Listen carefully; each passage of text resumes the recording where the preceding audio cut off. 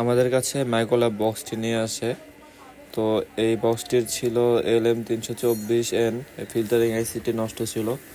তো বক্সটি ঢাকা থেকে নিয়ে আসে, ঢাকাতে লাইন কেটে সাউন্ড তুলে দিয়েছিল। তো ওইভাবে সাউন্ডটা আসলে ভালো আসে না। তো পরবর্তীতে আমি আইসিটি চেঞ্জ করে দিই, তো একদম অরিজিনালের মতন সাউন্ড চলে আসছে।